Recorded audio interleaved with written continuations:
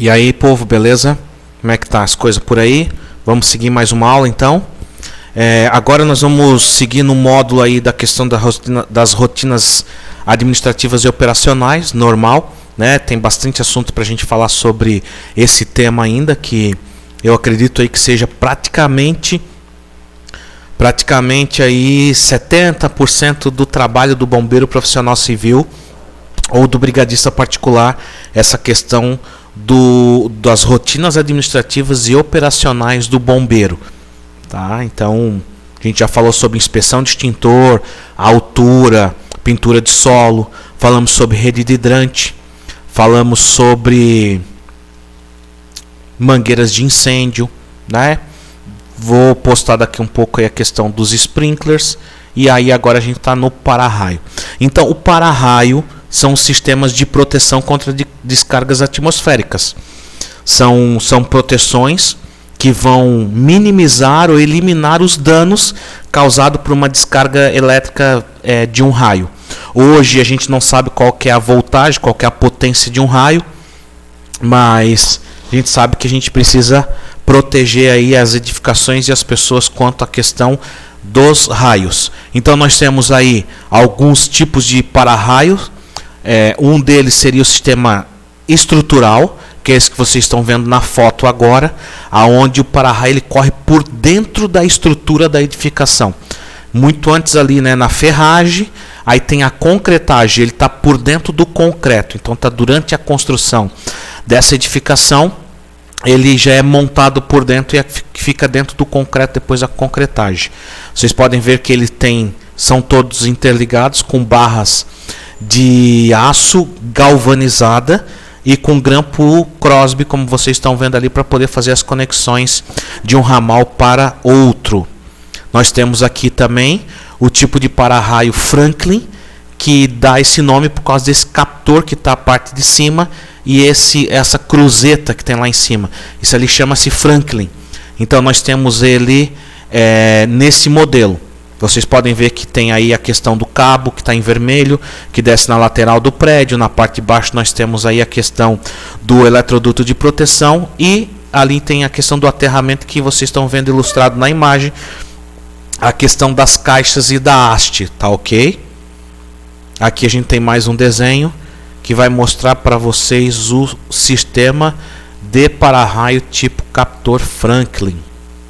Então nós temos um mastro com 6 metros na parte superior, nós temos cabo de cobre correndo nas laterais do prédio, nós temos na parte de baixo do prédio eletroduto, que é essa parte cinza, que é a proteção das pessoas, e depois nós vamos para o sistema de aterramento, que vai para as caixas e para a haste. Cada haste dessa precisa ter aí 2,40 metros, e a quantidade de hastes está previsto no projeto. Tá ok? Então a quantidade de hastes para o aterramento é previsto em projeto. Então sempre a gente precisa consultar o projeto preventivo de incêndio para saber quantas hastes são, quantas caixas, qual é a especificação dos cabos, quantas descidas serão. Então está tudo descrito no projeto. Aqui a gente tem um outro tipo de para-raio, que seria o para-raio tipo gaiola Faraday, que ele mesmo, vocês podem ver na imagem, ele cria uma gaiola ao redor da edificação, protegendo ela da descarga atmosférica, né, da descarga do raio. Então, quando a gente fala em gaiola Faraday, nem sempre vocês vão encontrar o mastro lá em cima com o captor Franklin, tá?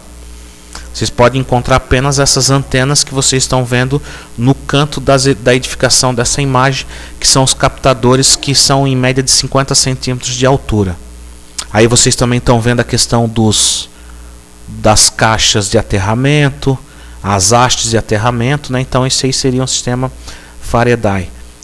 Depois a gente vai reforçar essa aula. Eu quero falar um pouquinho mais depois para vocês de alguns pontos interessantes, mas eu acredito que nessa imagem aí também ela está bem autoexplicativa no que é o sistema de gaiola Faraday de um para-raio. Aqui mais um pouquinho da imagem da gaiola Faraday, que é esse cabo que vocês estão vendo aí de cobre correndo em cima da parede. E o captor aéreo, vocês estão vendo aí bem no meio da imagem, tá ok? Então ele vai revestir o prédio como uma gaiola pelo lado de fora e aí quando tem uma descarga atmosférica, vai chegar essa descarga nesse cabo de cobre nu, e aí ele vai ir para as descidas e vai chegar lá embaixo na caixa de terra, e aí ele vai dissipar esse raio. Vocês têm que entender que o para-raio, o raio, ele é algo que ele sempre vai procurar o núcleo da Terra, porque hoje nós temos o núcleo da Terra como referencial zero de resistência.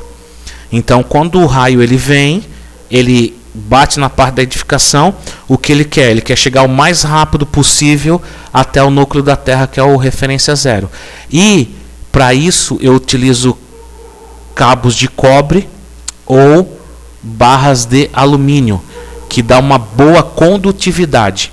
Então ele quer chegar o mais rápido possível. Então aquilo que oferecer a menor resistência para que ele chegue no solo, é por ali que ele vai percorrer. Então numa edificação, o ponto de menor resistência para esse raio chegar ao solo é através do para-raio, porque ele tem bons condutores, que seria o cobre e o alumínio, e ele tem ainda interligado as hastes de aterramento, que vai facilitar essa dissipação desse raio para a terra.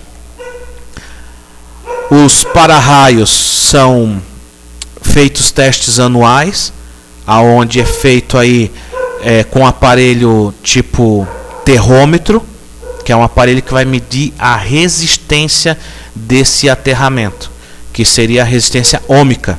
Então o que acontece? A norma ela vai falar que quando ele coloca esse aparelho, o engenheiro elétrico ou eletrotécnico, para fazer o teste de resistência desse para-raio, tem que dar no máximo 10 ohms de resistência. Essa é uma medida ideal. Para sistemas elétricos, a Celesc ela prevê na NBR 5410 7 ohms de resistência. E para edificações que são consideradas classificadas, que é onde tem armazenamento de líquido combustível ou inflamáveis, ele tem no máximo 1 ohms de resistência. Então essas são as medidas que tem que estar no laudo e na RT que o engenheiro ou eletrotécnico vão emitir para os testes desse sistema. Tá ok? Aqui a gente tem uma edificação com sistema de para-raio, como vocês podem estar vendo aí. Nós temos sistemas de aterramento, mas eu quero que vocês fiquem atentos aí a uma particularidade. Vocês podem ver que no meio da edificação, dentro dos apartamentos andares aí, ó, tem alguns fios verdes indo para um lado, indo para o outro, entrando numa caixa, saindo, e por fim ele vai chegar lá embaixo e vai se conectar ao cabo do para-raio no terra. Estão vendo ali? Presta atenção, olha lá, dá uma olhada. Olha lá. O que é isso? Isso chama-se caixa de equalização. Então a gente está equalizando todos os sistemas de aterramento de uma edificação. Então o que acontece?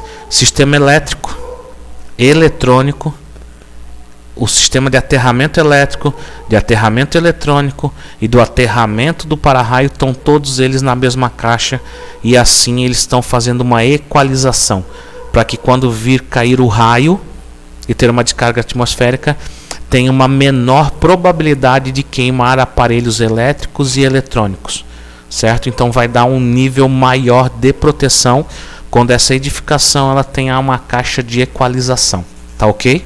Então o para-raio é algo interessante.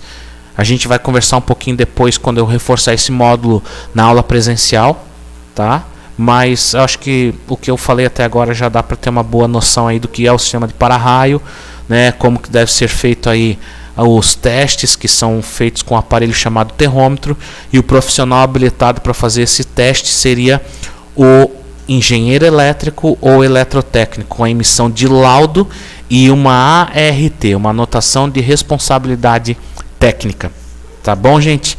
Então a gente encerra a questão aí do módulo de para-raio. Em seguida eu vou lançar um outro módulo na nossa videoaula sobre bombas, sistemas de bombas para a rede de hidrante.